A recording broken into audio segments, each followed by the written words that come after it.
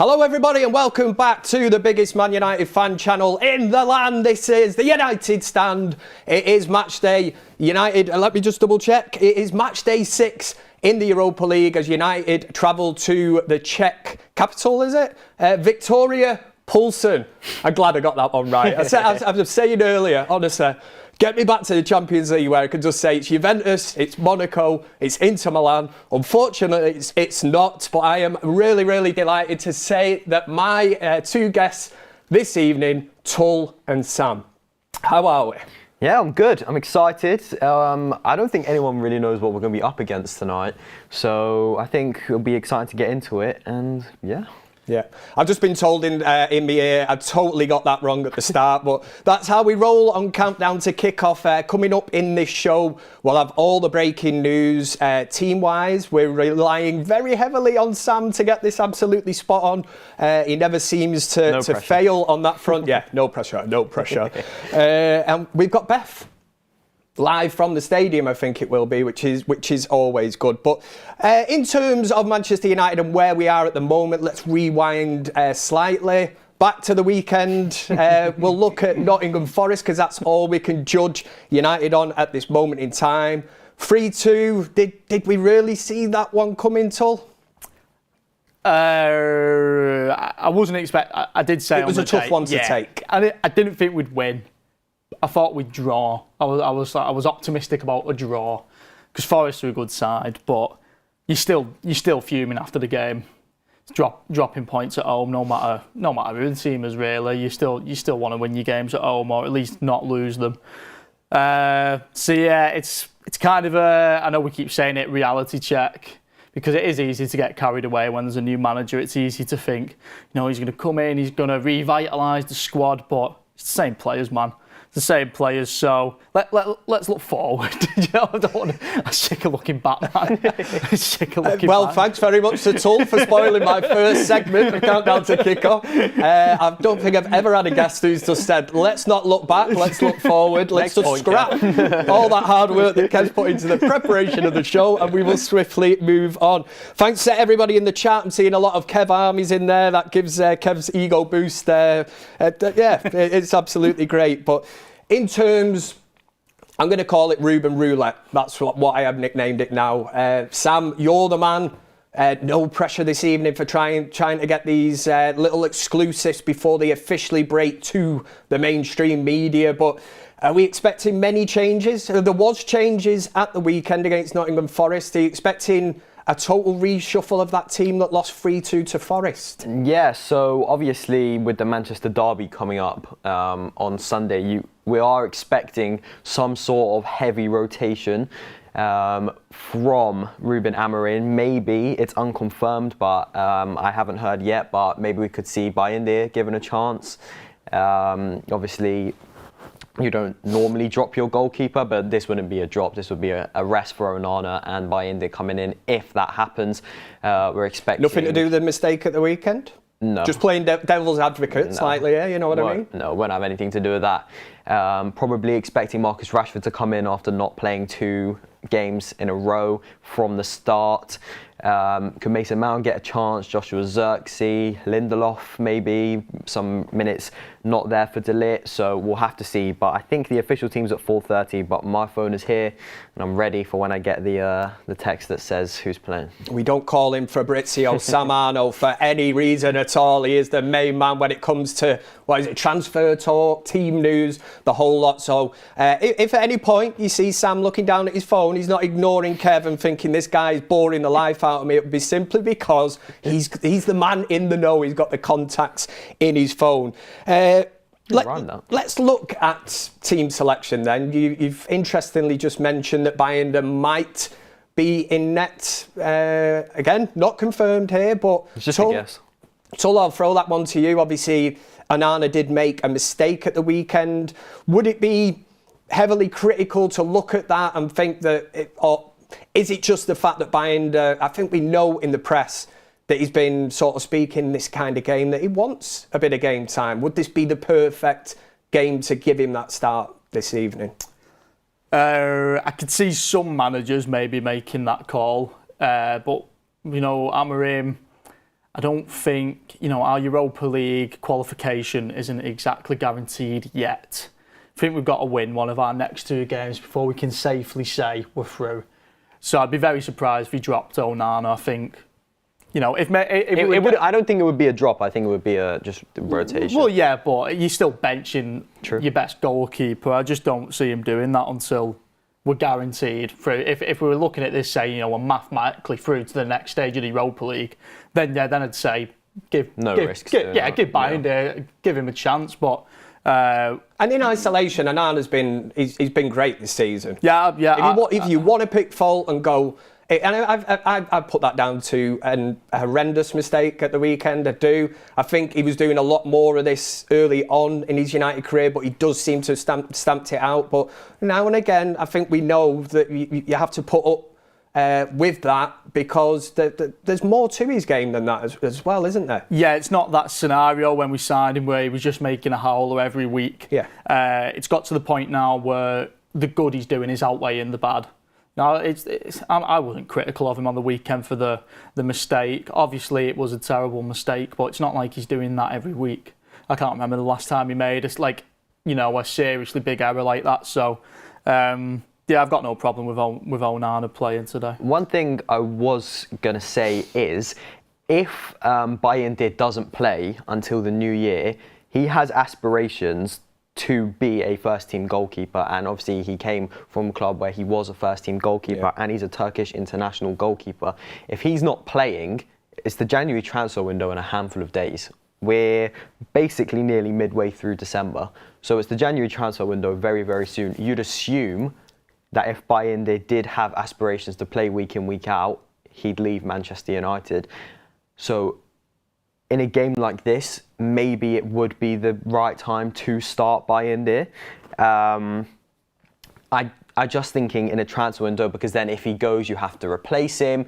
What's the domino effect of that? So I think maybe that could be why he plays. But as we say, we don't know. We're just talking. I think in an ideal world, they want to keep him at least till the end of the season, wouldn't they? You wouldn't want to lose second in command, coming into January, which is going to leave you short. Should something, and touch wood, hopefully not happen to Onana. But I'm just looking at the Europa League standings at this moment in time. It doesn't make great reading. It really doesn't. Just like the Premier League table, we're 13th. We're a little bit better in the Europa League. We're 12th. So let's celebrate that. Let it sink in, man. We are 12th in the Europa League. But looking at the teams in and around, we're on 9 points, Tull. Look at the team right below us. Yeah. Well, a bit like the Premier League, we're kind of closer to relegation. We're kind of closer to actually not qualifying for the Europa League. It is absolutely vital. It seems crazy at this game week, and we've got a big game coming up at the weekend, which we will get into, that we're not even in a position at this moment where we're qualified, we're nearly qualified. We are actually really, really trying to qualify. So in that sense, with team selection, we can't afford to really be resting people with one eye on a Manchester derby at the weekend. I agree. We've got Rangers at home for our last game of the season, and anyone can come to Old Trafford and beat us these days, and Rangers are a good side. So today you've got to just get the 3 points on the board with as little stress as possible. If there's any point of the game today where we're a goal behind, then it really is we're going to be sat pulling our hair out, because then we've got to go and play Rangers, and we've got to win that game to secure our place. But I think we can afford to rest. Looking at the opposition, I think you'd expect to be able to put any team out and get a result today. I think if you're going to try and... Hope you don't get clipped. Well, yeah. And it is crazy, I've made words a couple of times on here before. I'm looking at this league, Sam, and literally 2 points separate Manchester United from Galatasaray in 4th. And again, it depends on the sequence of events, the other results and everything that's going to go on this evening. But potentially, if results go for you. But ultimately what it comes down to is Manchester United getting the business done this evening. You know, there's no room for error here, really. No, I mean, every time Manchester United play, we should be winning games. At Manchester United, we don't go places to lose, we don't go places to draw, we go places to win. So you'd hope that we can go there and win today. The conditions are decent. Obviously, it's cold, but not as cold as Chelsea, playing at minus 10 degrees right now. So obviously, the conditions will help, the stadium, all of this. So we have to hope that Manchester United go there and get the job done. See, even Sam's connected with the weatherman in Viktoria Plzen. He's had the update there on the weather. Absolutely love this. I'll have to get them lottery numbers off here for the, what is it, Euro Millions tomorrow night. What we will do is, I mean, let's touch on Amorim, Tul, and his system. He seems very headstrong in the fact he is going to stick to it, which I think we've been on so many fan forums where we're not surprised that he's sticking to it. But I think that the interesting thing is the amount of players that will be out of favour if they're not prepared to. I'm not even going to say, well, the first thing they have to do is put in a shift. But as in terms of where they fit into this team and system, there's certain players that don't really look like they're going to fit in. But on Amorim's system, initial thoughts, are you impressed by it? Does it seem like something that long term it is going to work at United? It's just getting the players, the right mix. Yeah, I can see where we probably have success with it, but I can also see, there's times where we're playing a really high line and, the games were a lot more action-packed at the beginning, a lot faster. We played Europa League at Old Trafford a couple of weeks ago. I can't quite remember. It was against, someone will remind me, it was 3-2. But a really action-packed game, really fast football. However, the downside you had of that is we were conceding a lot of chances on the break. So there's going to be all sorts of, kinks in the system, and there's also going to be the benefits from the system. Ricky touched on the weekend after the Forest game, and I've also heard Gary Neville talking about this. At the moment with this system, we're shuffling players every single game. We really need to get players in the natural positions. I think the number 10s are the most obvious one where, we're playing wingers as number 10s. It just doesn't... It's not working, the balance of the side doesn't look quite right.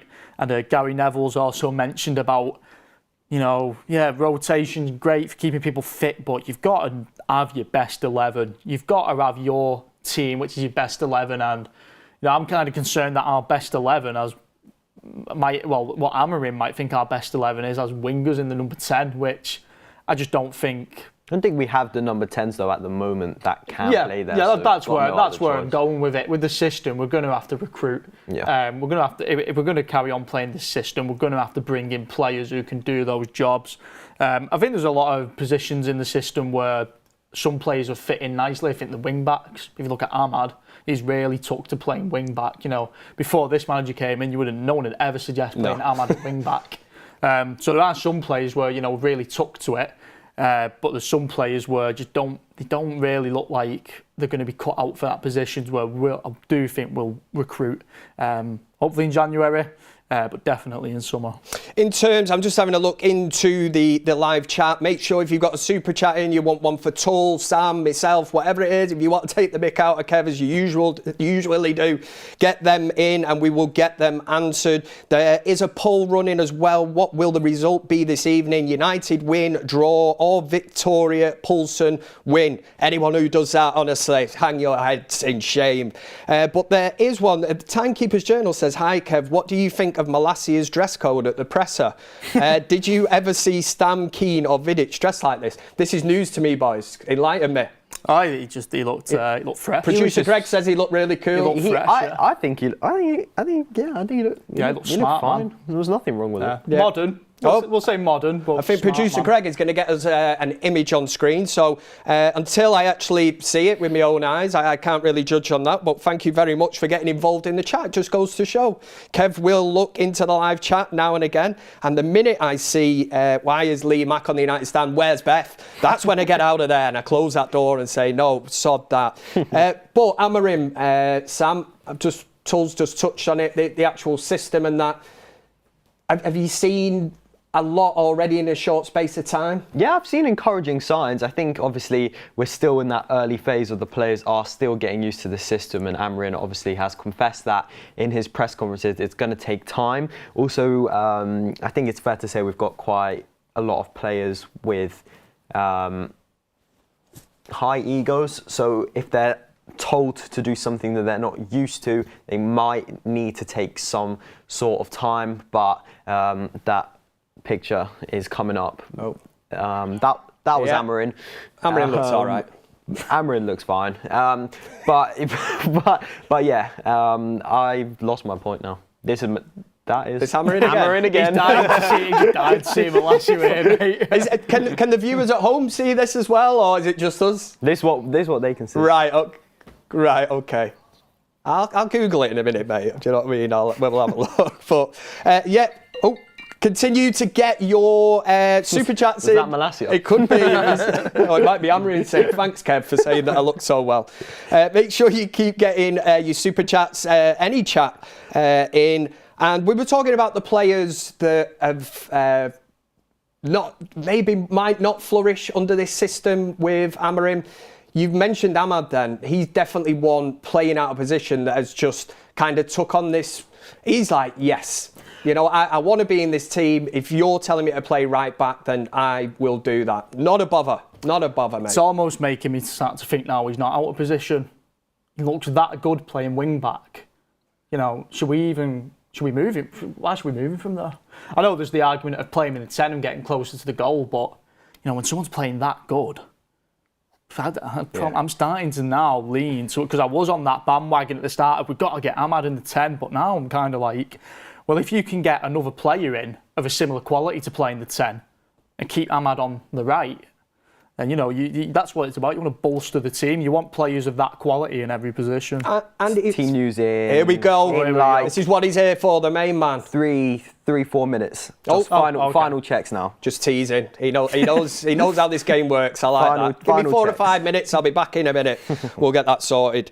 But yeah, I mean, Amad as well. I think a lot of us have said that he could play possibly in the number 10 role as well. So it makes him versatile, and I think Amorim will like, you know, players like that. There's certainly question marks in the winger kind of area now, where you look and think he's almost made the wingers redundant at United. We were heavily stacked with the likes of Rashford, Garnacho, Anthony, where you look and think, yeah, we've got loads of players in that position, but because he's come in now, unless you're going to be a 10, unless you're going to be a wing back, if you're not prepared to do either of them, what does it really say for the futures of a Garnacho or a Rashford? They have played in this so-called number 10 role with the two. Is that an experiment where you've looked and thought, I know you mentioned earlier that there's certain aspects of this system where it's not flawed, but, you know, certain things have worked, certain things haven't. Is that one experiment at the minute where you look and think, where do I fit these two lads in? Yeah, I said that from the very beginning when Amorim came. On the day Amorim came in, before we even played a game, I said Rashford and Garnacho, from what I understood, from the little info I had about the system he plays and the formation, I just thought, you know, where does Garnacho and Rashford get into that? And I just think the longer it's gone on, it's kind of just becoming, it's coming into fruition now. We are seeing it, because we all speculated it, but now we really are seeing it with our very eyes. I probably would look to move both them players on in summer. And, you know, if we really want this manager to work out, we've got to back him 100%. And I don't mean chuck 500 million quid at the squad. I mean, build the squad with players for those positions. What's the point in having a 26-man squad, let's say, and you've got 3-4 players who don't fit any positions in the formation? There's no point in it. Just give the manager players that are going to fit into his formation and get rid of the players who don't. Read that name out there, that super chat, Sam. You're hot on this kind of thing. Sem Stein from FC20 and Julian Brandt for new Cam could get them on the cheap, says Gareth Nolan. Yeah. Thank you very much. I just wanted it that if for any reason that wasn't a footballer and it was a dodgy name, it was Sam that read it out. That's how I look after the team here. I thought he can take one for the team because Kev's been caught out, we should say a couple of times, not that many times. I've been on here, mate, when you've chopped a couple shots. Yes.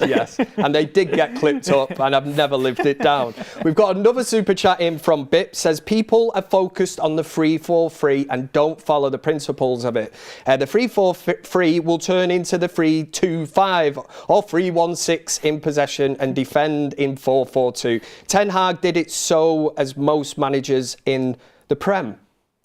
Guardiola in the chat. Cheers, mate. Cheers. He won't be putting a super chat in on the United stand, would he? He's going through a bit of a tough time at this minute in time. What's that, 1 win in 10 for City? 1 in 10. Yeah. It's not the City stand anyway. I was going to say I'm not bothered, but it is great seeing the downfall of Manchester City at the minute. But make sure you continue to get your super chats in here. It is match day. We are leading up to the game. Obviously, Mark Goldbridge's watch along as well. So again, if you've got anything you want to get in there, make sure you get it in. Let's start. Is it dropping? Let's do it. Let's do it. Here we go. Sam, take it away. After not playing for 2 games in a row, Marcus Rashford starts for Manchester United tonight, and there's one further change up front from the previous game, whose name I can't yet confirm right now. But Marcus Rashford, 100%, starts for Manchester United tonight. So there you go. That's why you are here on Countdown to Kickoff. We get the exclusives. Sam has delivered there again. Might as well get your insight on this straight away, Tul. Marcus Rashford. We don't know what position that will be at this moment in time, whether it's going to be, just speaking then about the 10s not working out for him. If he's not prepared to do the wing-back shift, then where does he fit in? Because even as a number 9, I don't think he's looked particularly great. And it's been a week where we've had news, maybe this is something Sam can comment on in a minute, where Manchester United might be looking at, offloading Marcus Rashford in the summer if they can get the right price for him. I've heard the kind of words mentioned or sentences that he might have taken his eye off the ball at Manchester United. I think a lot of ex-footballers have had their say.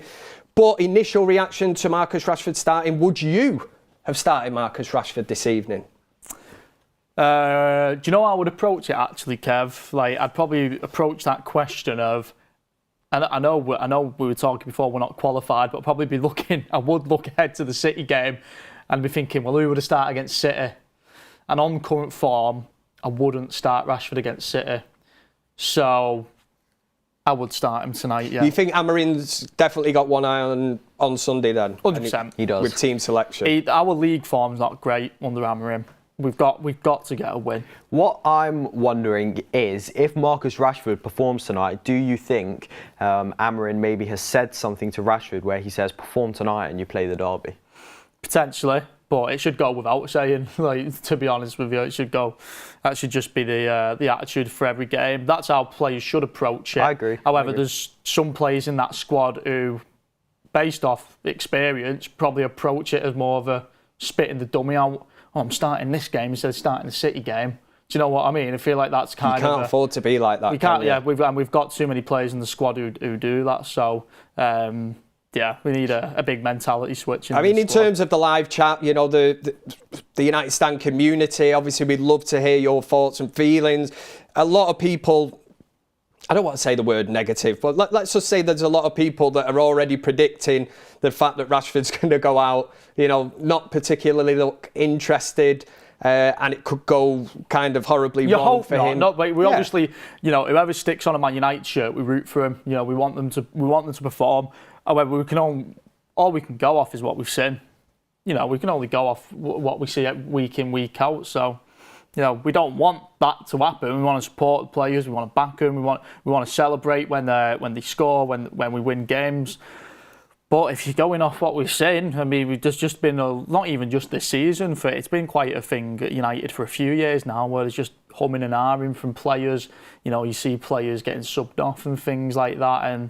Even like Ronaldo was doing it. It's just Ronaldo got so mad he went to Piers Morgan. It was like it's just like a weird culture thing at United where, it's like if you've got rot in your house, Like, who knows where it is, but you've got to find it. You've got to find where it's coming from. And if it takes stripping the whole thing down, mate, if we've got to sell that whole squad, so be it.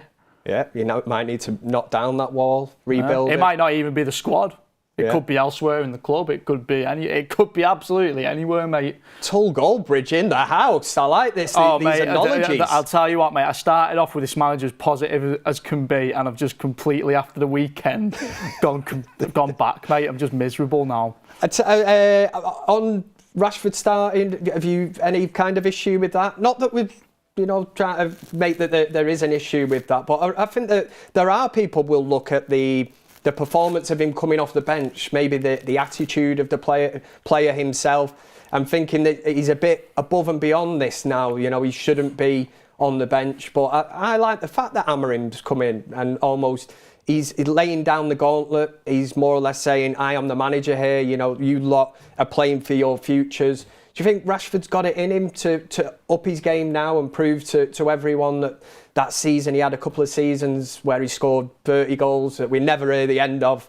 We want it to see that again, but can you ever see that? It's very difficult right now to see that happening based off what has happened this season and towards the end of last season. When you asked about do I have any issue with Marcus Rashford starting tonight, I don't. I think that he probably should start tonight. As a player who hasn't played the last 2 games, he would have been itching to play tonight, and there's no issue with it. And I think we all have our own opinions, but when a player steps on that pitch, we hope they perform.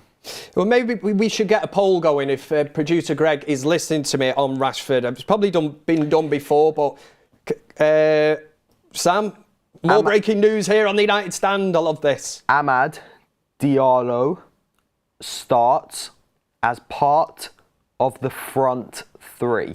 Ooh. According to Zach on Twitter, who is a very good source. So we could be assuming that maybe he's in the number 10 role that we mentioned earlier, because we know that the width usually is supplied from the wing backs. If you are just joining us here, obviously it is an earlier kickoff today. You might be at work or something. You might have just jumped on the laptop for what is going on. It is an early kickoff. It's 5:45, isn't it?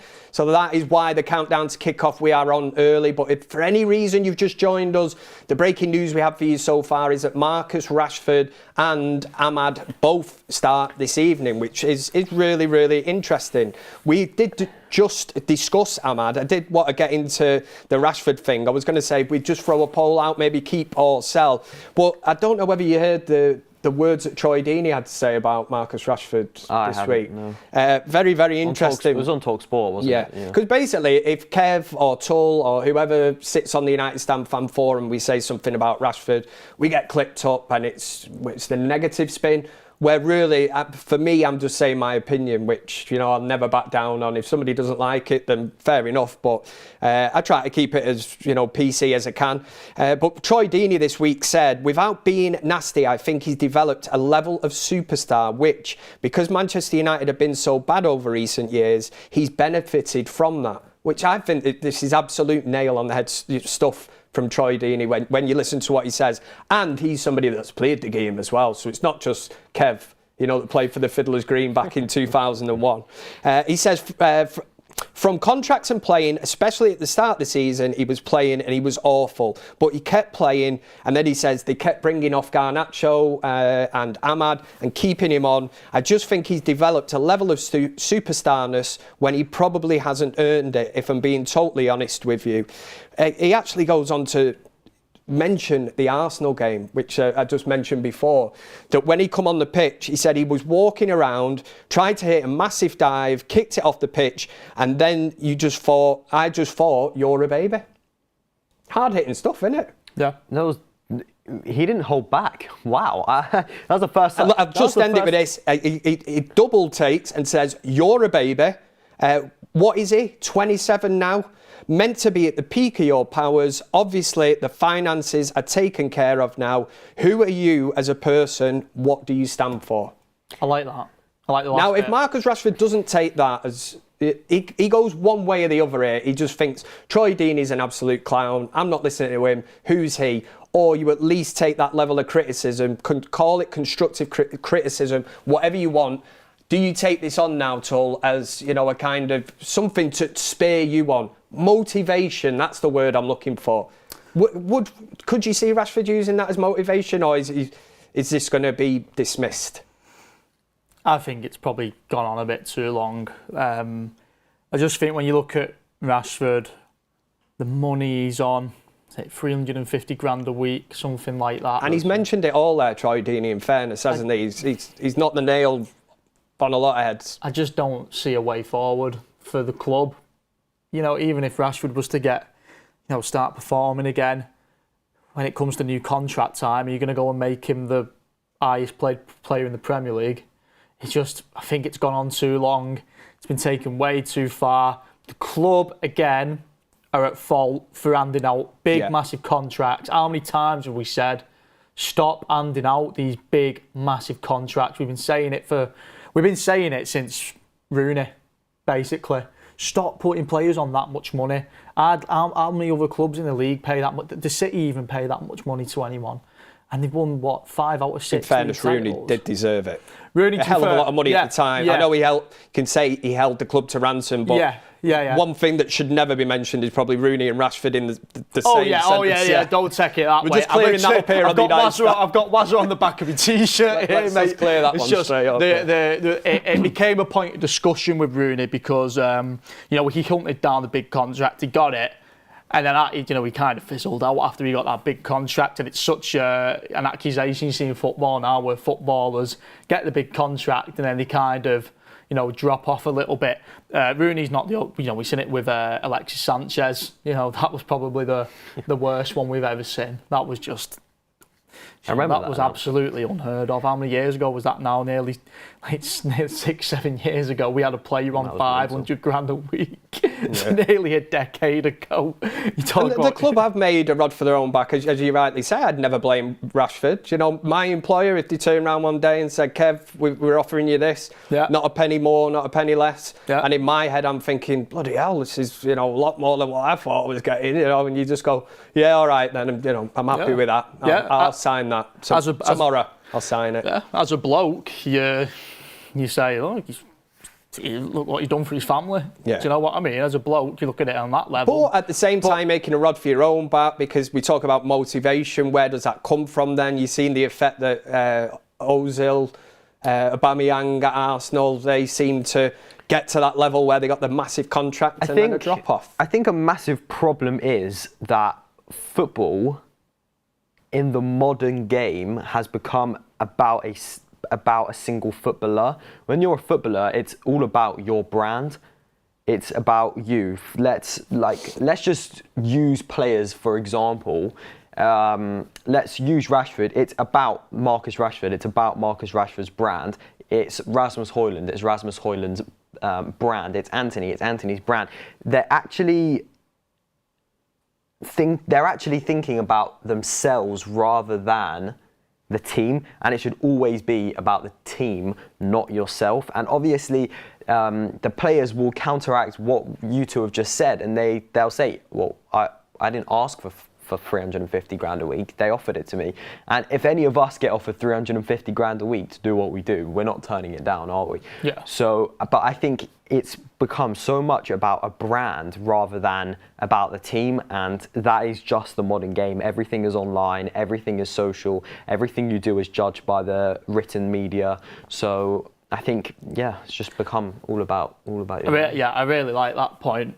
Unfortunately, that's just what the modern... It's the way it's gone. It's what the modern game is, man. So, it's never... Think about when a player's coming to the end of the contract and trying to get a new deal. It's never, do you know what? I'm going to go to this club because they're winning trophies. It's always, I'm going to go to this club because I'm going to get paid more money. I feel like that's what just gets prioritised these days. But you kind of got to understand it from it is a job. If you've got that opportunity to support your family, then on a human level, then you understand it. However, surely you can find a balance where, you know, you can get your contract. Surely there's an amount of money that you get where you go, all right, I don't even need to think about spend that. It anymore. I don't even need to think about that anymore. Now I can just think 100% on football. But it's not like they need money either. None of these footballers need the money. Yeah. But there's just so many instances where, you know, once the big money starts coming in, a lot of them, I don't know, it's like they get distracted maybe. Am I right in saying a lot of the reports the other day that came out about selling Rashford, were they saying concerns over his lifestyle? Yeah. That was it. That was the correct term. So we're kind of hovering around this, you know. And it's something that we knew. You know, we've read about it, we heard the stories, we've seen them. So it's not anything new to us as United fans. Maybe to somebody looking from the outside that just lives off that. He scored 30 goals the other season. He's class him. I'd have him at, you know, Brighton, or I don't know. In fact, Brighton are much better than us at this moment. We'd have him at Burnley. You know, he could play number 9 at Burnley. No, he couldn't. You know, it's a total different league. What I would say is, I did say keep or sell. Make sure you get into the live chat. There's a poll there for you to get interactive here on this match day. Viktoria Plzen against Manchester United. It's match day 6 of the Europa League, and United really need to win this one. But into your super chats, it seems that everybody has finally woke up, so thank you very much for that. Dada Graphics says this team news leak is disgusting and damaging. Sam? Yeah, I was going to say, if you don't like it, sling your up, mate, and thanks very much for the super chat. We say one player that's going to play it. We're not damaging the team. Yeah. We've not got a mole on the wall inside the Plzeň kind of arena or whatever it's called, you know, that's hearing this kind of thing and that. It's we've got contacts, man. That's how we roll here. Daniel Derbyshire, a member for 50 months of the United Stand Members Club. That is certainly something to celebrate. Hopefully we'll be celebrating a Manchester United win later on. Kira says, Amad as a 10. Tears in my eyes, finally. Yeah, we kind of brushed past it, didn't we? Let's speak about that, because my initial... Let's react to that, because I'm sure Sam will be hot off the press. We'll be getting more players that are playing. But if you've just joined us for any reason, Marcus Rashford and Amad both start. Joshua Zirkzee.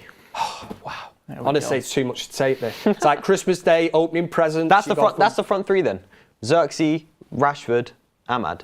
Unless it's We've Rashford, got it locked in on the unless it's stand. Rashford at wing back. But if it was that, it would have been said by now. I can't imagine it. Won't Not be. in my lifetime. So I'm thinking it will be Rashford, Amad, Zirkzee. I agree. Let's start with Amad, because my initial reaction to hearing Amad starting was, I want him to play against City. But then when you said he's playing at number 10, it was kind of like a peace offering from Amorim. An experiment. You know, we want him to play against City, but at least we're going to get to see him in that number 10 position, which we've all been dying to see. Like Kira said, she's having tears in her eyes. All I want to say, I don't know, because I haven't got the entire team. All I've got is the people that I've said. But could Amad be at number 10 to facilitate a start for Anthony at right wing back? Yeah, I'd imagine so. I think Anthony's probably going to start tonight. You'd think so, wouldn't you? It's just so interesting, isn't it? You know, if Eric Ten Hag was still here now. If it was Eric Ten Hag, so predictable. Everyone was saying, "Oh, you just guessed the team," but it's like because he didn't change it. I'm sorry, you can't do this. I call it Ruben roulette for a reason, because there is no way that anybody, even if I'd have had a guess at this team this evening, I wouldn't have had Amad at 10. Yeah, not a hope in hell. Yeah, we should start handing out. It's like starting 11 lottery tickets. Yeah. You know, get your lucky dip. It is Ruben roulette. I'm telling you, it's going to become a thing, man. It will become a thing. Play interactive bingo, starting 11 bingo. Let us know when you've got an You'd have more chance of winning that than players. getting Ruben Amorim's team selection right. It's absolutely crazy, but at the same time, you can see that he's giving everybody a chance here. And I think he's right in doing that.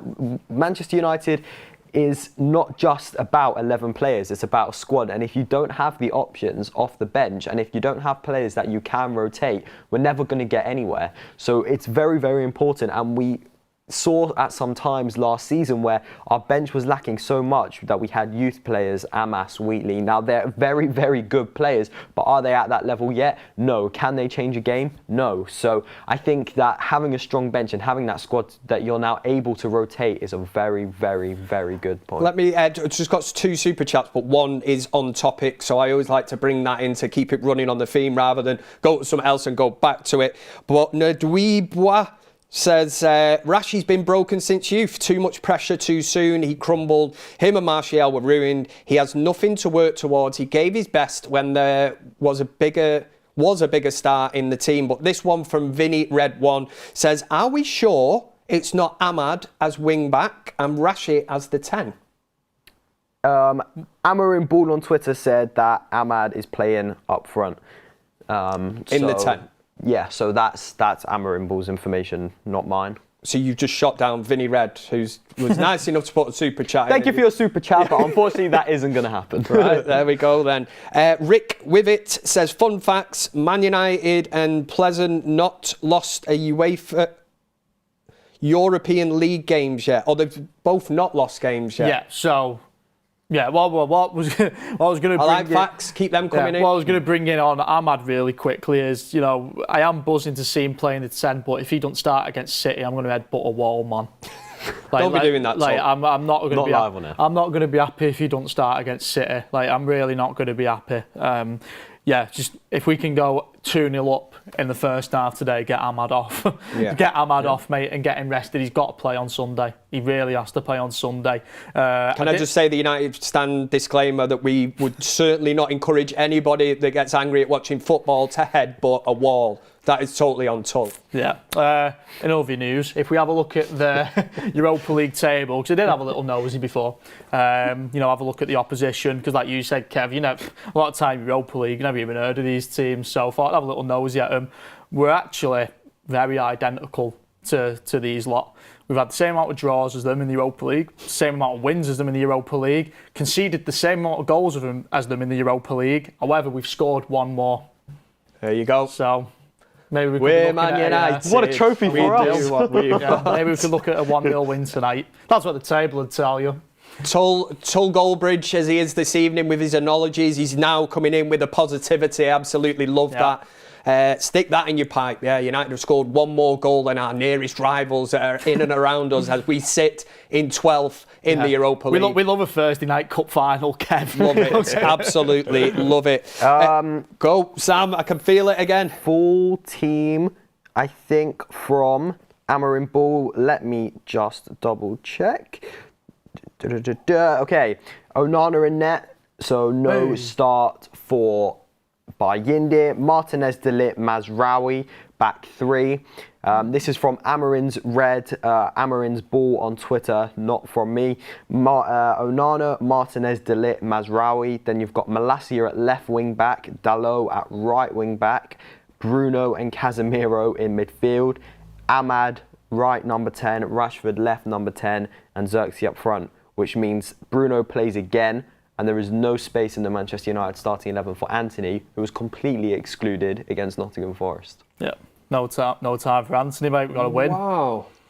And this was a player under Eric Ten Hag in Anthony that apparently trained very well, but just couldn't replicate it on a match day. But whether that's down to injury or whatever, you would have suspected that this could have been a perfect game for maybe Anthony, to show what he's at. So who's the midfield 2? Well, I get my head around this. It'll take much to confuse me. Bruno and Casemiro. Right. So definitely one eye on Sunday. Oh, yeah. One eye. Get the job done this evening. You've got enough experience in that 2 that are playing in the middle of the park. But interesting at the same time. I mean, I think there's more pressure on Rashford in this number 10 role than there is in Amad. If you're Amad, you're thinking, well, I've been doing a shift in at right wing back, which maybe deep down he thinks I'd prefer to be, a bit further forward. For me, with Amad, the shackles are off for him. He doesn't have to do that defensive work. He doesn't have to track back to his own corner flag and help out, his right back or whatever. The shackles are off now for him to focus in the number 10 role further forward and make things happen, isn't it? And if it is the case that he'd rather play in the 10, then credit to him. because he's absolutely worked his socks off at wing back.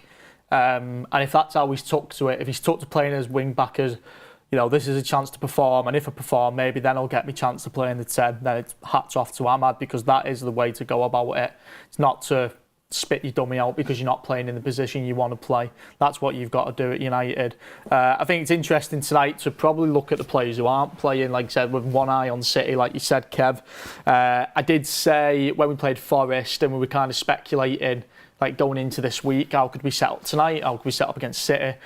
I said, I think Ugarte and Mount are guaranteed starters for City, because you've got to match. First thing playing City away, you've got to match the energy. So Mount and Ugarte, I think, is your first two names on the team sheet. Then you look at Bruno Fernandes, he starts every single game. So you imagine he's going to drop in there.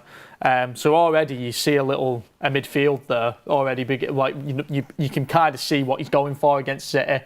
Casemiro, I know we spoke a little bit about Casemiro when we were predicting our 11s, Kev. I wonder if there's any room for Christian Eriksen anywhere, Kobbie Mainoo maybe on the weekend. So there's a few names there that I missed out tonight, which you'd think might play on the weekend. So the Manchester United starting 11 is now confirmed, and as I told you earlier, Marcus Rashford is back. Bruno Fernandes captains the side. It looks as if Amad will be in the front three. The Manchester United bench, shall I read it out, Kev? Go for it, mate. Bayindir, Lindelof, Maguire, Yoro, a return for the injured Toby Collier back in the matchday squad and on the bench. Eriksen, Mainoo, Mount, Ugarte, Anthony, Garnacho, Højlund. So it's a very, very, very strong Manchester United bench, and it feels good to be able to have those options, that Garnacho, the Ugarte, the Højlund, the Mount, the Euro. You can bring them off the bench. Yeah, and for the good people at home, you, the viewers, is on the screen for you to see. Again, I'm just trying to get my head around it, but I feel that there's certainly enough experience in that starting 11.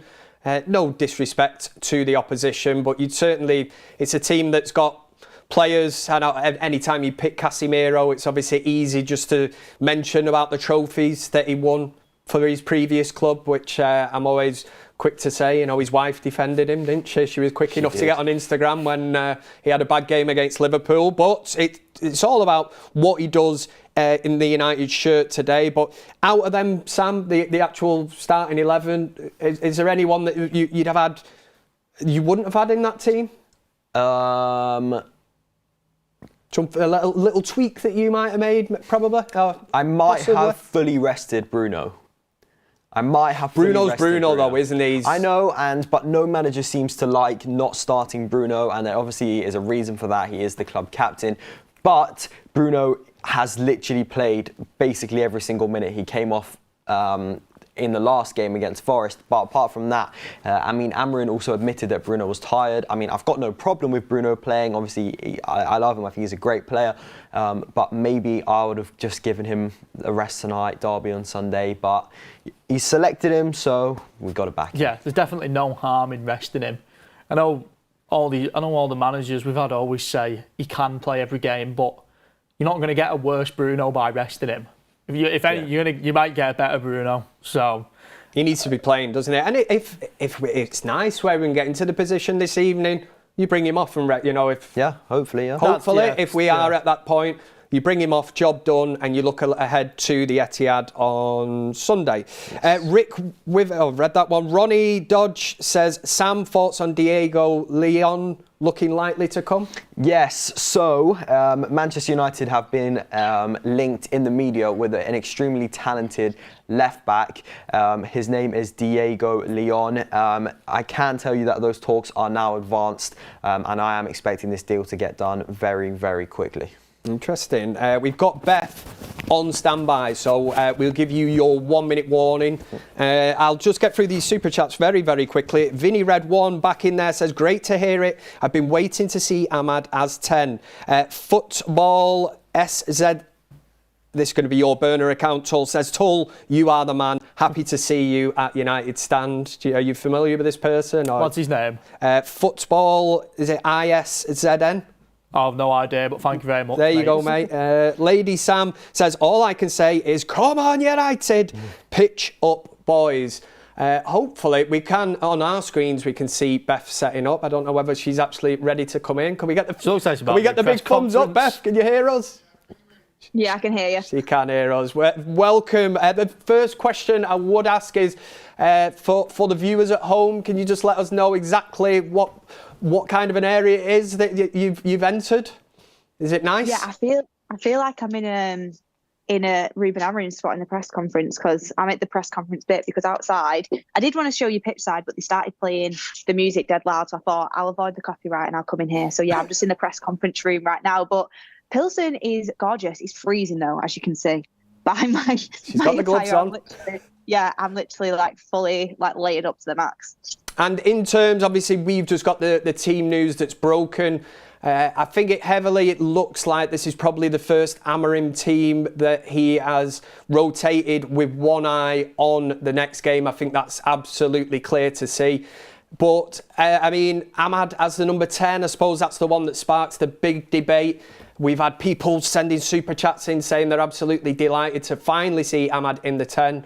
How excited are you to see this lad play in the position that, you know, he won't have to track back, do the kind of dirty work. He's just going to be able to... The shackles are off, shall we say, for Amad this evening. I can't wait. I honestly can't wait. And I hope he plays well there, because then obviously it gives Amorim a decision to make. Because the thing is, for me, as good as Amad has been at wing back, and he has been fantastic there, we know he's our best forward player. He's our best attacker. So get him closer to goal. You've got more chance of scoring goals. I think this is Ruben Amorim tonight, giving him a chance to see what he's like in the 10, which I didn't think was actually going to happen, because I thought he hadn't done it yet. And it's been quite a few games and he hadn't done it. So I thought maybe he just doesn't fancy him there. Maybe he thinks he's too good at wing back to move there. But in a game like this, I think it's absolutely perfect to trial him there, see what he's like. And hopefully he has a top game, because I think he's the best option that we have in that position, as well as the fact that he's probably our best option at right wing back. Also, it does allow Dalot to play on the right, which we know he's better on that right hand side, because he's been having quite a tough time of it recently and he needs to get his form back up. So ultimately, I think it's a good thing. And plus, who he's playing with, Xerxes and Rashford, to be fair, he's had quite good combinations with them. In that Everton game where we scored 4 goals, Amad was very much involved with Rashford and with Xerxes. So hopefully they can all work together quite well, be on the same wavelength. Another player that is obviously in the team in that 10 role, we discussed heavily on Countdown to Kickoff, was Marcus Rashford.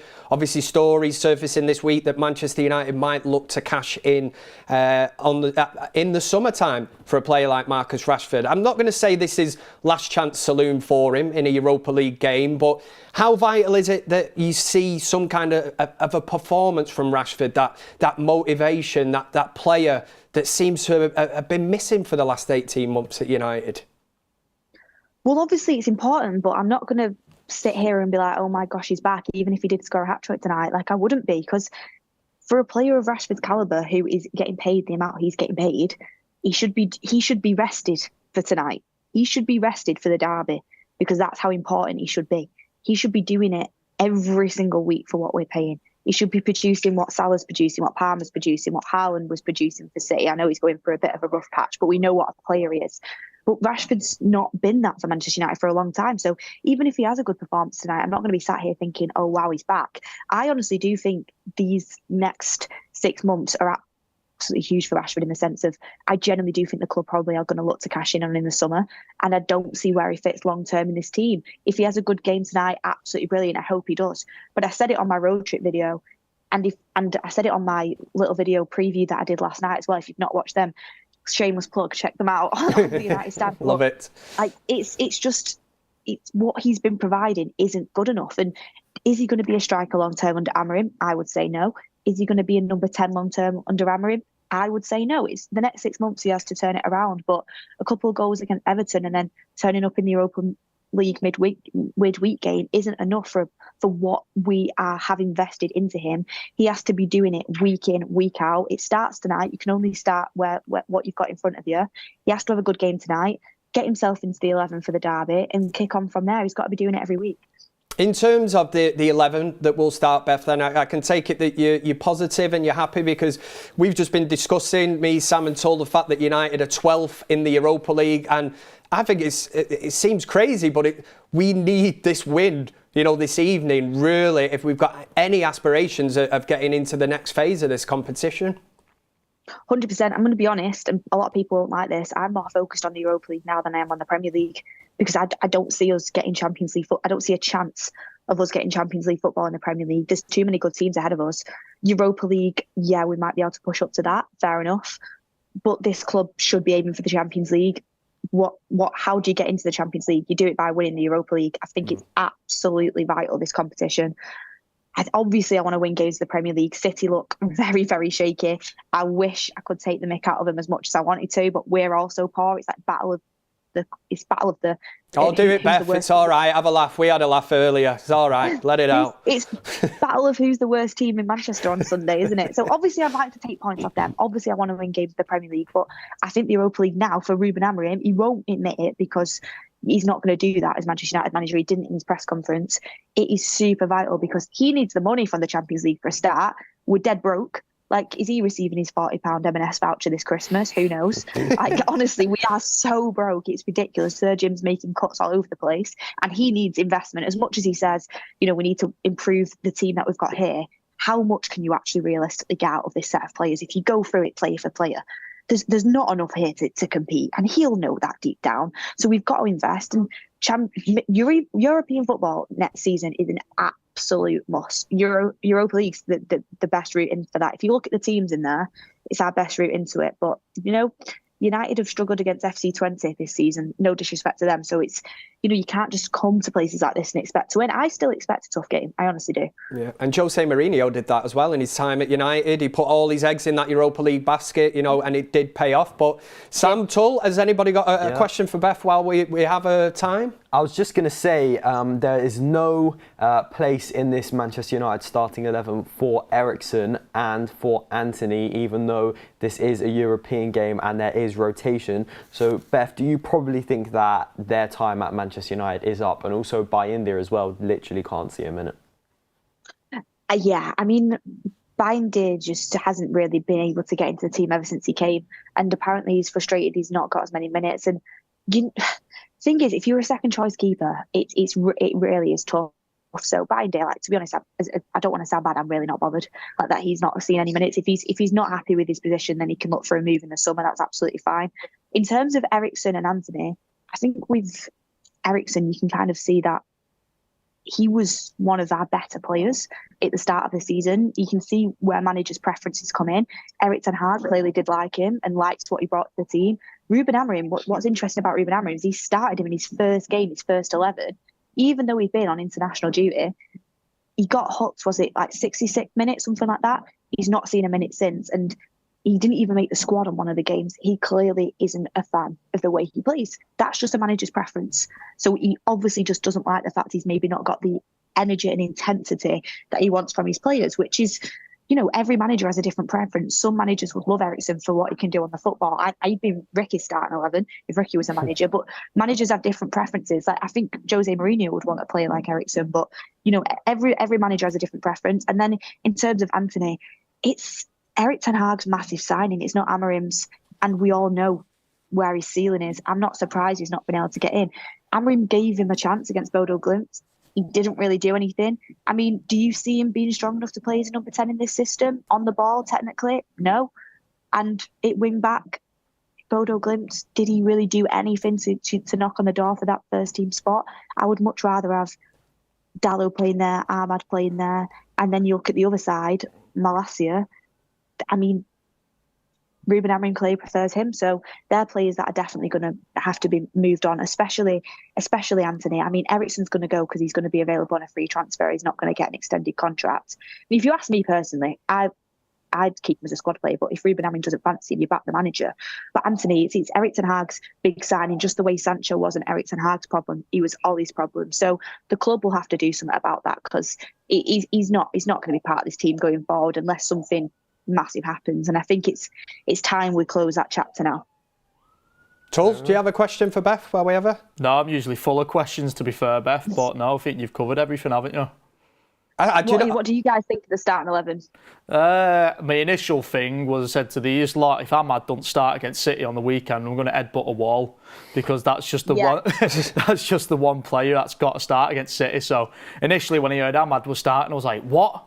But then when, there was a bit of a sweetener when they said he's playing in the 10. So I am excited to see Amad in the 10. Well, we did have a super chat, Beth, from Vinny Red One, actually, who says, dare I say this, is this our strongest lineup with just Ugarte missing? Might as well throw it out to you while I've got your time. Not for me. Too many big names missing. No, not for me. No. It's not for me either, but I'm just throwing it out there. My strongest lineup would be Onana in goal.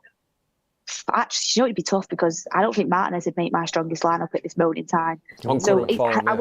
I wouldn't go through my complete strongest lineup, but I think I personally prefer Højlund up front. But to be fair, I do think Xerxes has the qualities to play against this sort of team, so I'm not mad about him coming in. That's what he's there for. But I think Højlund would be in my strongest lineup, and I think Ugarte definitely comes into my strongest lineup. Apart from that, there's question marks all over the pitch, to be honest. I don't think anyone's really solidified themselves in yet under Amorim, apart from like Mazraoui, De Ligt, Ugarte, Bruno clearly, because he plays every game as the captain. And apart from that, I don't think anyone's like massively solidified themselves in yet. So I have to wait and see. In terms of what Tul said about Amad not starting against City, I think he has to start against City, and I'll disagree if he's on the bench. But he was on the bench against Arsenal, away from home. That's a big six side. I won't be surprised if the same thing happens again. And he goes with the same sort of plan, which is starting Malacia and Dalot there, full backs, and then introducing Amad off the bench. But it just depends. If Amad plays well enough as a 10 tonight, which I feel like he can, he might displace, for example, Mason Mount, who did start against Arsenal, in one of them 10 roles, or potentially even Garnacho. So we'll have to see. I was just going to say that, Beth. It's very, very refreshing to have Amorim, who's not been there at the club that long, but for a fact that this experiment, if it works this evening with Amad in the 10, he will rightly be rewarded with a start in the Manchester derby on Sunday, whereas the previous manager regime, whatever you call it, he wouldn't have even tried this anyway, but players were not rewarded for performances, and so many players got in on the back of their name and stature and whoever they were. But you do get the general feeling that this is an open audition for Amad this evening. If he does the business, he's in that team and he's in a preferred position. And he's got to be, for me. Like, if you look at it, win back or as a number 10, to be honest with you, against City. I think he has to be, because he's, like I've said, I say it over and over again, in my opinion, he's our strongest, most threatening forward player. City's defence at the moment is absolutely abysmal. Like, it is, let's be honest, it's terrible. Imagine him going. I think have they got any defenders? Bad down the wing as well. So whether he plays wing back or as number 10, I think he can hurt them. I think it'd be a massive mistake if he wasn't in that 11. So hopefully he has a very good... Thing is, with Amad, if he has a good game at 10 today, which I hope he does, because I want him closer to goal, it's one of them where it's like, well, he's so good at wing back, he's so good at 10, where do you play him? You wish you could double him.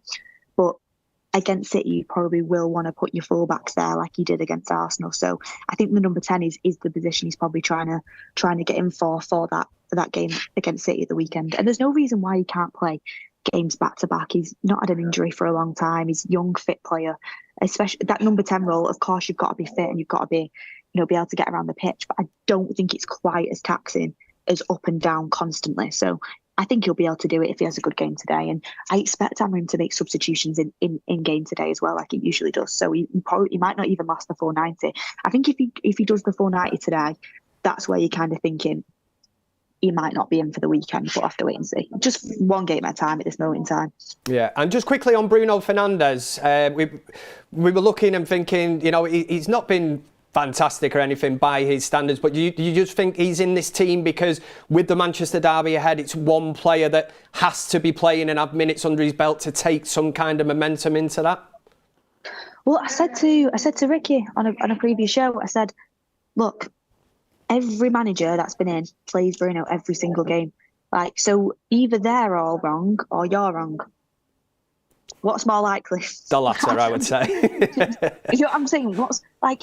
There's a reason every manager picks him. There's a reason he plays every single game. And I know some people aren't his biggest fans, but you've seen against Nottingham Forest what happened when he came off. There was nothing. There was nothing. We need to put better players around him. Of course, he has areas of his game he needs to improve. And in terms of on the pitch, yeah, he can do better. But the reason he's playing every game is because I personally think we lack leaders in that team. And he's basically a coach on the pitch. If you watch him, like, especially, obviously, I'm so lucky that I get to come and, watch these games and I see it close up. If you just watch Bruno for like 20 minutes straight, he does not stop talking or telling people where to be, what to do, where to press. Like, I think that he's needed to keep that energy up for the team. When I say he's the heartbeat, like he literally is, okay, yeah, the team needs to do better and he's included in that. But there's a reason why every manager plays him. And I think Amorim's worked out that in games like this, and I don't want to speak too soon because Plzeň will bring it to us. They will run, they will fight, and we've got to match that. But they have got less quality on the ball than us. I think in games like this, dropping Bruno a bit deeper, you can afford to do it. The one thing I would worry about, though, is the legs in there in terms of Casemiro and Bruno. I know Bruno gets about the pitch, but, I think a new Ugarte is needed in that sort of partnership to do the dirty work. I don't know if Casemiro and Bruno will be the most mobile midfield. Hopefully, we can get away with it today. Beth, to somebody in the comment section, you'll love this one. Michael said, those gloves are massive. Are they yours or have you borrowed them off producer Ryan? They actually are mine, Oh, are they? They actually are mine. I bought them because I said to myself at the start of the year, I was going to start going on more hikes and I needed better gloves. I went on one in January and I've not had time to go on another since. Or have you just got massive hands? I don't know. I thought you were going somewhere else with that then, Beth. I thought you were saying you bought him at the start of the year because you're going to grow into him. You know what? I think it's because the camera on because it's so close. It's so close. If I bring it back, I actually that's a bit more. There we go. Tiniest hands in the world. So I promise you, I've not just got massive hands, guys. Brilliant. No, I just had to pick that comment out of the. Like that, it looks normal. It looks a bit more in proportion now. I like that. That. Jordan's just messaged me on WhatsApp saying, "Why are you wearing Roadman gloves?" Right, look, I bought them from Sports Direct before I went on a hike. Leave me alone, everyone. No bad blood here, Beth. You know what it's like. The sarcasm of the group chat is always there, and you should know that better than anyone.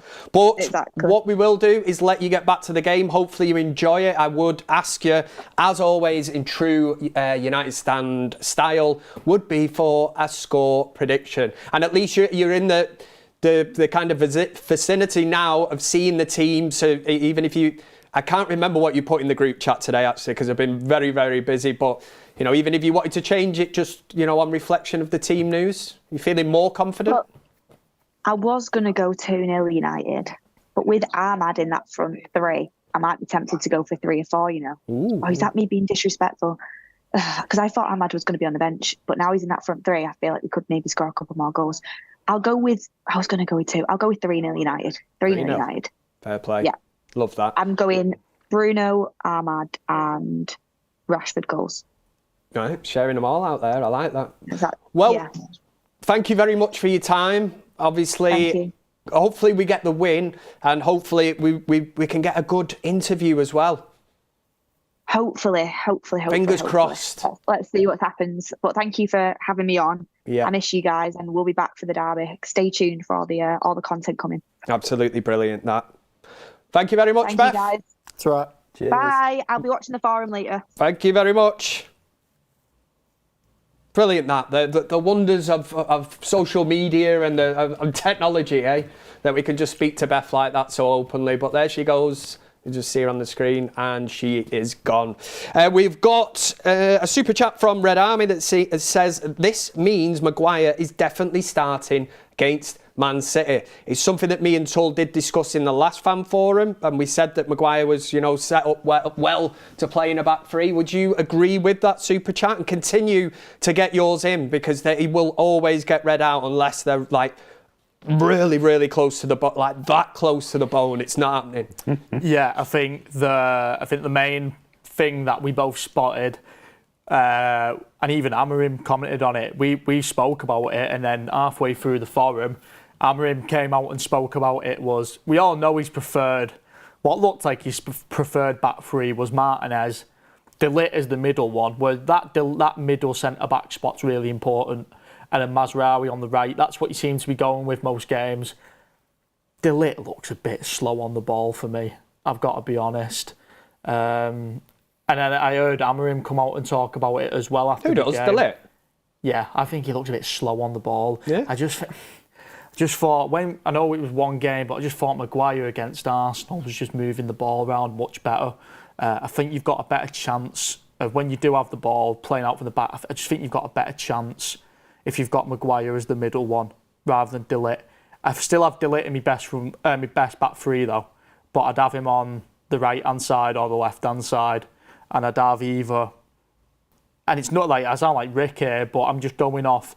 If you look at our centre backs, who the best ones on the ball are, I still think it's Maguire and Johnny Evans, and I'd have either one of them in the middle. Where I think it'll be Maguire. Wow, you've gone full Ricky here, even throwing Johnny Evans into the mix. What about bringing Lindelof? I just think, obviously... World class him. Obviously, there's parts of Maguire and Johnny Evans' game where we miss out in terms of, you know, if we're going to play a high line, the last thing you want is Harry Maguire running back to his own goal, or Johnny Evans, mate. But I just think on the ball, you need that middle central centre-back to be good on the ball. You need no dilly-dallying, you need the ball moving fast, and I just think Maguire and Evans do that better than the rest of them. So what you're saying, Tul, is Maguire's better than De Ligt? No.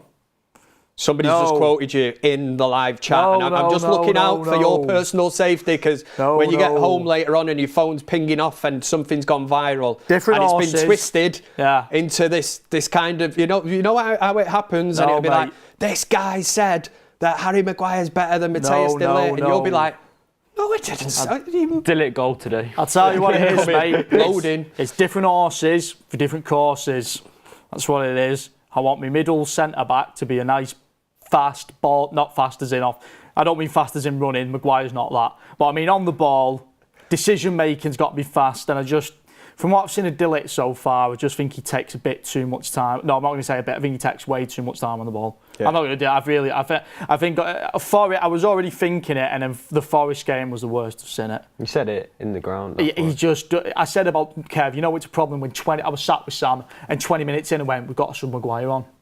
It's been 20 minutes, man, and I'm saying, wow, we need Harry Maguire. What a time to be alive, yeah, that's where we're at, man. So, yeah, I expect Maguire to play on some. Well, we both did, didn't we? We said on the weekend, think he'll play against City. This lineup today kind of reaffirms what we thought. So in terms of Bruno Fernandes, who we obviously know the starting 11 now, Sam, you don't look at this and think that... I think it's clear that Amorim has certainly picked a team with Sunday's game in mind, but he's not picked Bruno thinking, I'll start him this evening because he's not going to start on Sunday. There's no chance. Unless you're Ricky, you know, I'm not having him in my team. You know, there is a rubbish impression that as well. I'm sorry. There is absolutely zero possibility or chance that Bruno Fernandes does not start the Manchester derby, unless he picks up an injury.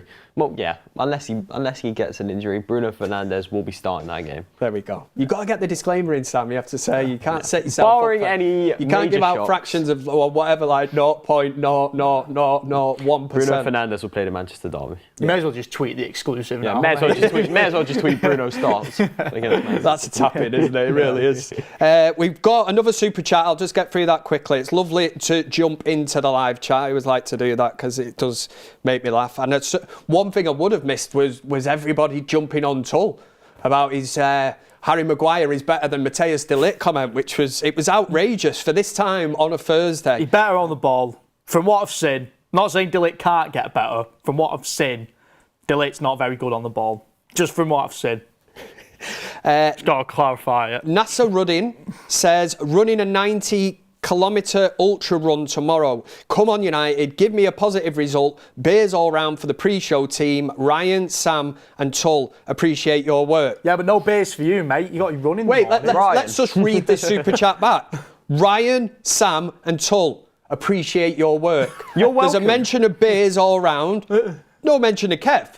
Ryan, Sam and Tul, Ryan's appreciate not even in this your work right now. Ryan Reynolds, maybe, mate. How dare you? Even producer Greg's in me here now saying that people forgot about him. There's people behind the scenes, that are doing great work as well. Honestly, I don't know why I give up my time for this. United 123 says, is it true that Kev's family are Liverpool fans? I can 1,000,000% absolutely guarantee you that the words Kev's family and Liverpool, it's not a thing, man. Oh, well, I suppose if you count my wife's side of... It's true. They are family. Oh, well, not my actual family, yeah. Forgot about my wife for a moment there. They do, they support Liverpool. So Better hope she's not watching. Yeah, hopefully. Riker Nyberg says, Maguire quick on the ball and better than De Ligt. Is this one of the worst takes I've heard on this channel? Maguire is a fossil at all aspects of the game.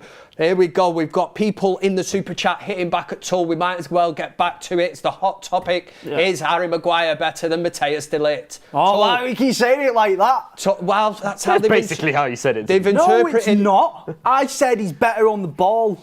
The United Stand viewers, they have their own eyes, their own ears. Whatever you said has just been etched into YouTube history. Then we'll be able to scroll back and listen to this. I'll clarify it for the third time. He's better on the ball. There we go. Moves the ball to the listeners, quicker. the watchers. If you don't believe me, go and watch that Forest game again. So who would you have in your preferred 11 then, Maguire or de Ligt? Both. I'd have both. In place of who? I'd have... No Martinez. I'd have Maguire in the middle. He's building his team around Maguire. I'd have Maguire in the middle. I'd have de Ligt on the right. And the left, I'd just do a toss-up between Martinez and Mazraoui. Sam is lost for words. So everyone was saying Martinez, de Ligt and Yoro's our best back three. It was absolutely pants against Forest. It was the first time they played together, to be fair. It was still pants. Yeah, but you can't expect them to come in and play like a prime back three when they've never played together. Yeah, but it was still pants. Yeah, but how are they ever going to learn if they don't play together? It don't matter. It was still pants. I can only comment on what I'm saying. Yeah, but you've got to give them a chance. Yeah, but if they gave me a little bit of hope, if they were a little bit good and didn't concede 3 goals at Old Trafford, I'd go, yeah, maybe if we won 2-1 and they conceded one. No, do you know what I mean? If we won 2-1 and we conceded a sloppy goal, I'd go, well, we only conceded 1, yeah, I can live with it, but we conceded 3 crap goals, mate. Can we do a poll, Maguire or de Ligt? We're going to have to do it, aren't we? That's not it. That's not. Let's run that. Oh, Greg, have you got the poll from earlier about Rashford, actually? It's probably like, God, trying to find that. 87% of you, we said keep or sell. 87% saying sell. It's such a... I'm sorry to go off topic. I wanted to close that one down before we open up who, is closer to winning the Ballon d'Or next, Matthias de Ligt or Harry Maguire.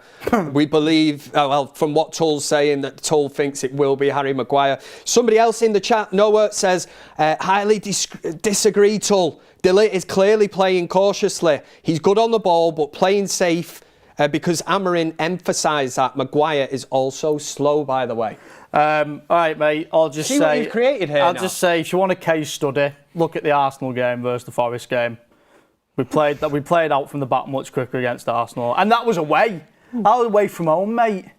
I love it. Tul is on one. He's actually arguing with himself. Yeah, I can't work out whether he's arguing with the viewers. So angry. Yeah, I ain't even talking about it anymore, I've never seen him this mate. triggered. It's all right, mate. It's match day. Should we get him a Maguire shirt for Christmas? I'll take a Maguire shirt. Oh, he'd wear it, yeah. Or we'll get him a de Ligt shirt and then he'd be like, no, Maguire's better. He wants both of them. Nasser Ruddin is back in. Oh, thank God, you've redeemed yourself here. I am sorry. I meant Kev and beers for Greg as well. My cat distracted me, and remember this day, Maguire is better than de Ligt.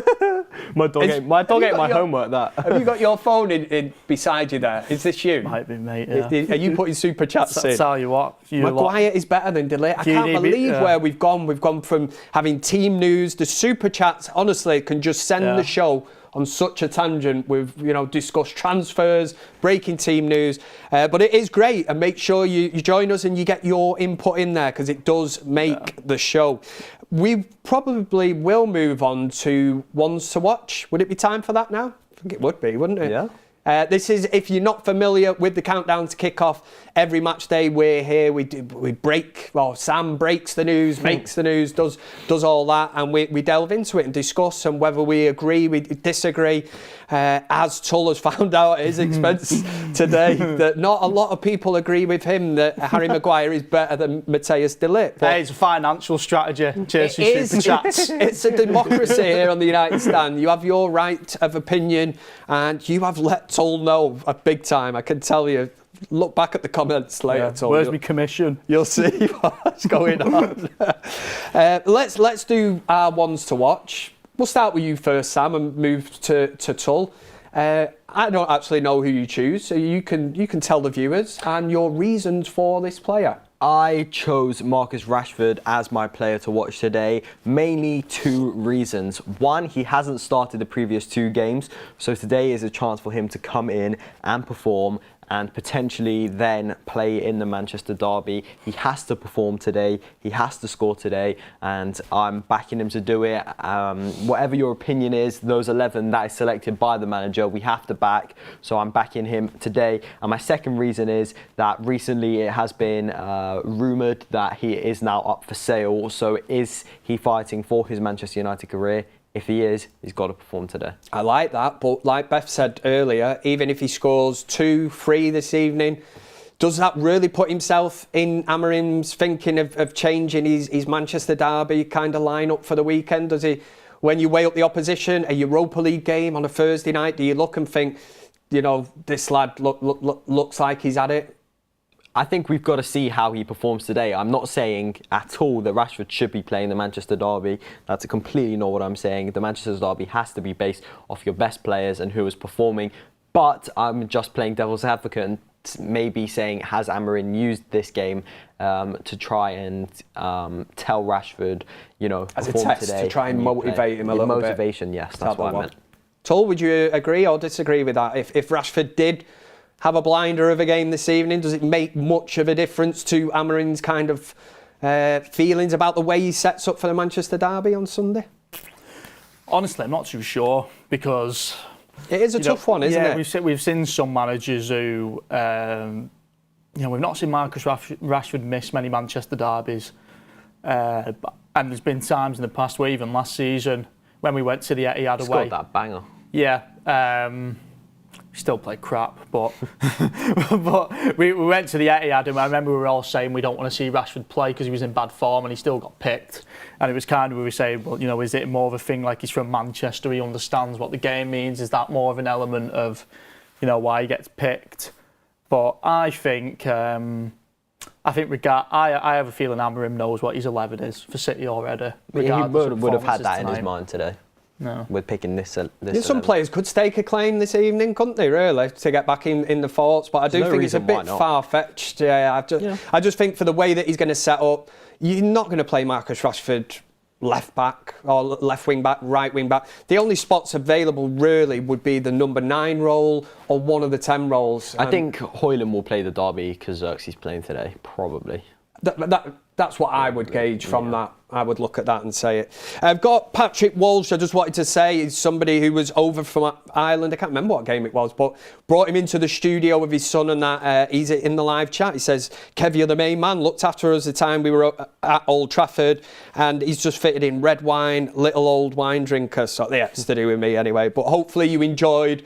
I said to you, Sam, didn't I? Kev's studio tours. Yeah. I said, let's make it a thing. Yeah, I will do that. Yeah, let's open the floodgates. Kev comes in. Yeah. Producer Greg in my ear there. Yeah, it's not happening. It's not happening by the sounds of it. It sounds too familiar to somebody else. But Sam's one to watch was Rashford. Get yours in the comment section as well. We will go through. We've all picked a player each. Tul, who's your one to watch? It was Anthony, because I really expect him to play. Oh. So I'll change it up. It's Ligt. No, it's not Ligt. It's Maguire. It's, I'm gonna say Amad. The only reason I didn't pick him is because I thought he wouldn't play, but he is playing. And people behind the scenes who do the visuals now are having a nightmare that you've just changed from Anthony to. Exactly. You can't switch it, man. Is Anthony even on the bench? Yeah. Is it? Yeah. Stick with Anthony for the sake of the visuals on the screen. Tell us, if Anthony was playing, why was he your player to watch? Yeah. And why did you think that Anthony should have started this evening then? There's not much to it. I just thought I've not seen him in a while. Too focused on Maguire to Ligt to have any sort of... We've not seen Anthony in a while, have we? You know. I think the Ligt, in fairness, Sam, the Ligt kind of Maguire debate has totally thrown Tul. I think he's sat here thinking, what have I just said there? What did I just say earlier? I'm putting a bet on Maguire goal against City. Just doubling down on it, man. Maguire hat-trick incoming. But you did pick Anthony? Yeah, I picked purely Anthony. to the fact you would have played him this evening. It is more of a case of, I thought with rotation, I thought with key players being rested for City, I thought Amad would have been one of those, and I thought one of Dalot or, in fact, I thought one of Dalot, Mazraoui and Malacia would have been rested. We played all our fullbacks tonight, so we've not got. Mazraoui rested the last game. Yeah, but I just expected at least one fullback to rest tonight.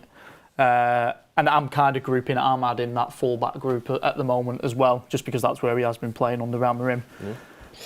So yeah, I just thought we'd see Anthony because of that, and then it was more of a case of can he take his chance? Yeah, in terms of what the live chat are saying, we've got Greg Donald saying Casemiro, a right mixed bag. We've got Geisha saying Xerxes.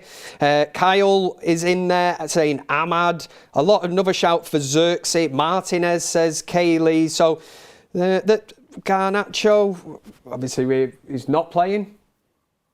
No, unless you're going to tell Sam C, exclusive news. Garnacho is now playing. There's been an injury. Yeah, continue to get yours in. I'm just looking. Garnacho's on the bench if anyone literally just clicked on. yeah, there we go. We're just confirming things. That's what we do here on the United Stand. Make sure you keep getting your names into the chat of who would have been one of your ones to watch. For what it's worth, Kev's was Xerxes. There's a lot of people now saying Xerxes, but at least these have got the pleasure of knowing the team news before they can make the... In fairness to Tull, you picked Anthony, you thought he would play. You know, he didn't. You're having a bad countdown to kick-off here. Yeah. The comments about Harry Maguire, we'll never see the likes of this again. So Tull will go away and reevaluate his technique of when he comes back. I'm going to have to just really double down on it now and invest on that opinion. Then at least I can make it at least in a year's time I can be like, I proved you right, I told you this. That'll never happen, mate. That was you complete dreamer. That's what you are. And mine was Joshua Xerxes. Why? And in fact, thank you, Sam. Why? Because he's starting this evening. The interesting thing is as well, I think we know that he's not an out-and-out striker. He's openly said this, do not expect goals from me. That's such a mad thing to say. Which, I was just going to say, it's a bit like a goalkeeper saying, well, like an Anna, don't expect me to save any shots. I'm good with my feet, but, don't expect me to be scoring goals. I actually said that at one point, because I said about Anana, it looked like we had a goalkeeper who couldn't save shots. His weakest thing was shot stopping. And then you've got a striker that we bought whose weakness is scoring goals. There was a time, Kev, make it make sense. I wasn't around for it, but there was a time where we Don't be saying Bobby Charlton days and all this. Trying to get me back. There was a time where in the same little 4-year spell we signed Cole, Sheringham, Solskjaer and York, and now our striker who we signed saying, well, don't expect me to put the ball in the I'm back not here of to the score net. goals, Not mate. my job, mate. Did he actually say that? Yeah. Mad. Because he classes himself as not a 9 or a 10, that 9.5, as the kids these days say. But for me, Joshua Xerxes, I do think he's got a lot to live up to. I am one that overhyped him slightly. I don't mind myself saying that. I think after the first game, he got the goal against, Fulham in the first game. Yeah. And since then, I think I've got a bit too excited on fan forums about his hold-up play. I do think that it's not a major thing of a player's game, being able to actually control a ball. I was quick to jump on players like Lukaku and that, who were called the trampoline, because the ball would come at him and you didn't know where it was just going to go ping, ping. So I don't think it was if he had the full package, and there's time for Xerxes to improve. He's certainly got time on his hands, but the worry for me is, from a confidence point of view, is when you've got a player saying, don't expect me to, be scoring goals week in, week out, because it's not part of my game. I think there's a lot of parts of his games which is lacking as well. I've not brought this up yet. I've only just remembered it. But the last time we seen Rashford and Xerxes playing together was 4-0 at Old Trafford against Everton. And I know the scoreline was 4-0, but I think it was more of a case of capitulation from Everton, giving the ball. They gave the ball away twice in their own half. I remember the first 20-30 minutes of that game where Everton really looked like scoring first. And I was saying Rashford and Xerxes don't do enough off the ball. They were playing through our front. There was no press from the front. And I'm going to be keeping my eye on that tonight, Kev. And when they've got the ball at the back, I'm going to be keeping my eye on Rashford and Xerxes, because they just, even though I do agree with you probably get more quality on the ball from Xerxes than you do with Højlund. However, you really do miss out on the energy with Xerxes. You know, if we're trying to press from the front and really get in a team's face, Xerxes, and not talking about Rashford, but I may as well group him in because they're playing together tonight and they played together at Everton. There's just not enough energy. It's like if you could clone them two, and Højlund had Xerxes' kind of hold-up play, maybe that forward thinking where in key areas he seems to use the ball a lot better than Højlund, whereas he's a bit more erratic, isn't he? He runs down blind alleys, but. Sam, in terms of Xerxes, I mean, are you impressed with what you've seen so far? I think it is a lot of money that United have spent. It is a lot of money. I hate, when it was only 30 odd million. In terms of what you're buying there, it's still a lot of money for a player. Yeah, it's still a lot of money. I said it on the forum the other day. I still think it's just too early. We haven't seen enough of him. He isn't playing every game, so I'd still go easy on him at the moment. But obviously, he has got to live up to his price tag. And can I just address one thing that I'm seeing in the live chat? People are asking where Maud's is. Maud is just away for Christmas. He has not been kicked. He is not on gardening leave. He is just away for Christmas. Yeah. We're not even spoken about Ashworth, he's not on gardening leave. He's on Garner leave, because that's where he is. True, he is. He's gone for Christmas. So, I like the way you've just addressed that. Yeah, somebody just said Maud is on gardening leave. He's not. We let's get the facts out there, He's in our group chat, he's active, he's just away. Yeah, that's it. Let me see where we are. Oh, God. And honestly, this earpiece with Greg in your ear, when you've got two other people to try and entertain as well as Greg chirping up in my ear every now and again. Let's get back to the old Super Chats and just see where we're at very, very quickly. I don't want to miss any of them. I always highly respect them. Ross McKay, the magician, says, Amas and Collier loan them out in January, ? Amas. Is that how you say it? Amas. You say tomato, I say tomato. Amas and Collier out on loan, was that the question? Yeah. January, ? I think we could see that happen. Rude is a big fan of Toby Collier, so could we see him end up at Leicester in the January window? Like that. Potentially. No club's yet been linked with Harry Amas, but it's one that could happen. But we'll have it all for you in January in the United Stand. Well, Sam will be bringing you them exclusives, so stay here on the United Stand. Is that something you'd look to do, Tul? Loan moves? Probably. And it's a great point that Sam makes there, that United now have this link up with Leicester, obviously through Ruud van Nistelrooy. We've seen it in the past with the likes of Steve Bruce when he left United, and still having them links where you can get, and it works for United as well. If they've got a player they want to get, game time. I think there's more chance Collier going on loan. I know we're looking at signing a wing back now, aren't we? So maybe Amas will go on loan as well. But I think that midfield department, we're pretty stacked, aren't we? Even if we picked up a couple injuries in midfield, I still don't see a slot opening up for a youth player. So I think I could see Collier going away on loan. Yeah, Amas. Depends where we sign this wing back, doesn't it? Does that look pretty? It looks pretty bang on. Like we're going to sign this left wing back. So again, it's just another player in front of him. So. Yeah, I don't really see a slot opening up for him yet this season. Yeah, we've got one more super chat. I've just been told that Mark is going live now for the watch along.